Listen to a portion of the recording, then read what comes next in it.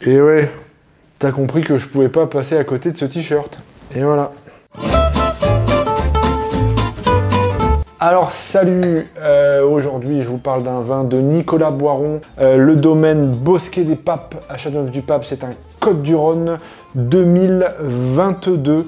Alors j'aime beaucoup ce vigneron, il est passionnant, il est passionné, un beau bébé de 2 mètres, tu vois, il a une histoire assez sympa. Lui, son truc c'était la comptabilité quand il était jeune, le rugby et les filles, tu vois, mais bon, un jour, son père, il a eu besoin de lui, il l'a emmené dans les vignes, et puis bah voilà, il est devenu vigneron, et un vigneron, tu vois, qui a su évoluer, et vraiment, c'est ce que j'aime bien chez lui, c'est qu'il est authentique. Alors on dit souvent, oui, lui, il est authentique, tout ça parce qu'il n'a pas lavé son t-shirt. Non, non, non, non, il est capable de te dire, ouais, avant, je faisais des vins comme ci, comme ça, maintenant, j'ai su évoluer, il va beaucoup plus vers la finesse, l'élégance, ça fait partie des gens avec qui voilà, tu as des réflexions, avec qui tu peux échanger. D'ailleurs, si vous aimez bien un peu faire le tour des domaines, allez voir Nicolas Boiron au Bosquet des Papes. Je pense que voilà, vous passerez un très très bon moment. Alors, ce Côtes-du-Rhône, on a quoi dedans? On a du Grenache, de la Syrah et du Cinsault. Le Cinsault, hein, qu'on met dans les vins souvent du sud parce que ça va apporter cette fraîcheur.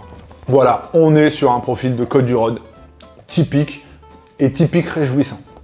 C'est fruits noirs, c'est fruits rouges, c'est épicé. Il y a même un petit côté légèrement poivré. Non, voire carrément d'ailleurs. Simplicité d'exécution, limpide, une générosité, une fraîcheur bien équilibrée. Voilà, on a ce côté solaire sans avoir ce côté lourd, sans avoir ce côté « Oh, putain, il a du retour !» Non, non, non. On a la personnalité du vigneron. Moi, ça, c'est ce que j'aime bien dans ces vins, et je voulais le placer. C'est que moi, là, tu vois, Nicolas Boiron, il est à côté de moi. Parce que je reconnais bien le personnage, je reconnais bien le vin, et ça, c'est cool, quoi. Vous allez dire, oui, mais il y a une dimension affective là-dedans. Ouais, certainement. Ça n'enlève rien à la qualité du vin, hein. Pour ceux qui connaissent, t'as compris. Mais moi, j'aime beaucoup. Avec une structure encore un peu jeune, hein, voilà.